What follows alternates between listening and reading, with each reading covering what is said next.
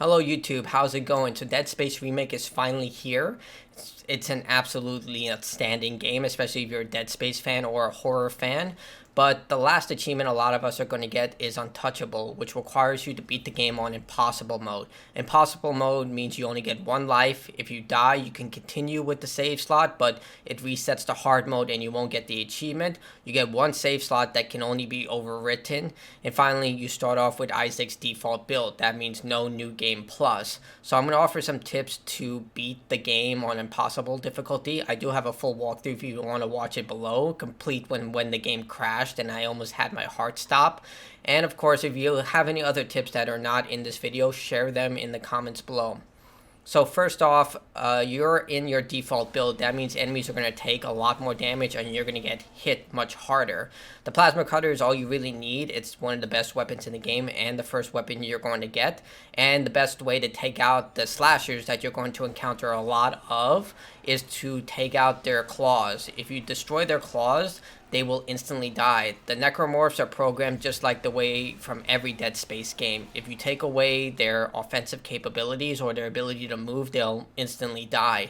So the two enemies that this really works for are the slasher variants, every single one, the basic one, the spitter, the armored, the pregnant, and finally the valor slashers that have stasis units. What you want to do is destroy their claws and they'll instantly die regardless of how much damage they take. I know the first default action is to shoot their legs then the claws, but if you're really hurting for ammo, this is the best way to take them out. As for the crawlers, if you take out both their arms, they will also instantly die. So if you take out their arms and then their tails, there's a chance they'll still be crawling, and that's extra ammo that you're going to have to waste for that. But if you destroy both their arms, they will instantly die. Now, this is a technique that Dead Space 2 fans are already very much aware of, the Kinesis ability. This basically means you can rip off claws from dead slashers and throw it back at them, but in this game they actually change the amount of damage output for each item that you use. The slasher claws are actually the weakest option when it comes to hurling spikes. The two most powerful options are actually the spikes that you get from tables. You'll see these, they are attached by large black spikes, and if you stomp on them, they'll give you 4 of them. These do the second most amount of damage and can easily kill a basic slasher in one hit. The next and most powerful option is these pipes.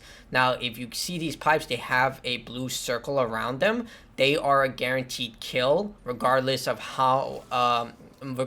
what enemy you attack, as long as they're not an elite variant. That includes elite variants of slashers, the brutes, and the hunter. Of course, the hunter is a boss enemy that regenerates. But either way, if you see one of these, you want to use it because you can keep using it as much as you want. Just be aware that you want to make sure that your aim is true when it comes to throwing these things, because once you throw it, chances are if you miss, you're going to get hurt.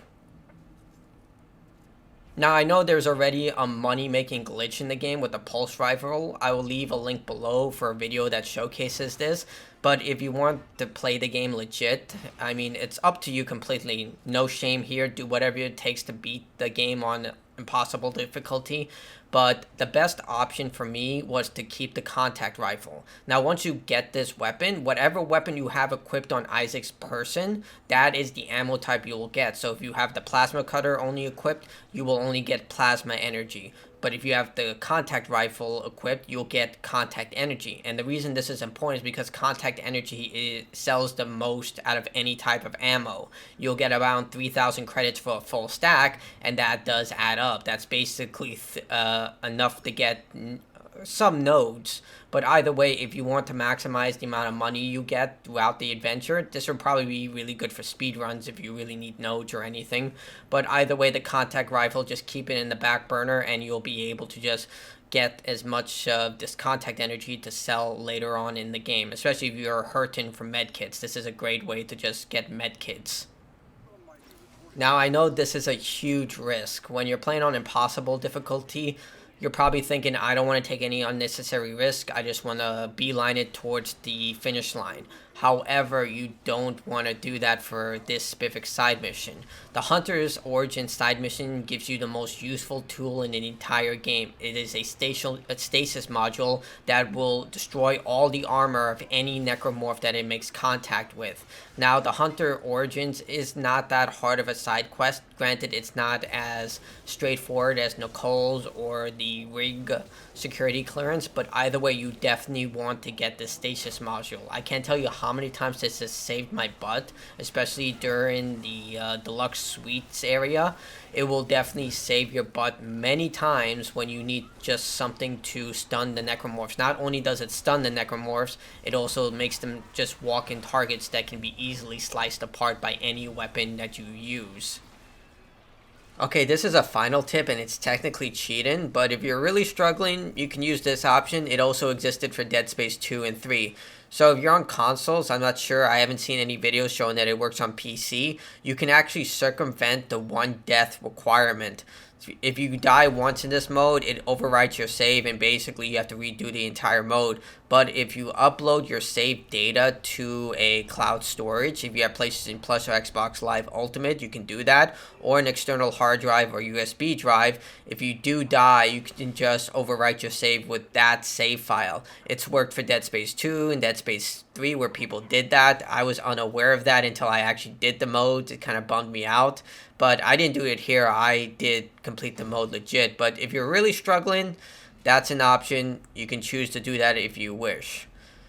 Anyway, those are all the tips I have for Dead Space Remake Impossible mode. If you have any tips, leave them in the comments below. I try to keep this with tips that probably people aren't aware of or probably ignored, because I'm sure there are a lot of other minor tips like, stomp every corpse or use the exposed electrical grid on certain sections of the game's map in order to kill some of the necromorphs. Like you can use that to kill the brutes, or that one spot in the mining facility when you get ambushed by the hunter where you can stand and the hunter won't spawn until you finally move from that spot. It's in my Impossible no commentary walkthrough, but for the most part, I felt like it was unnecessary to include that stuff because people are either aware of it or it doesn't really help entirely.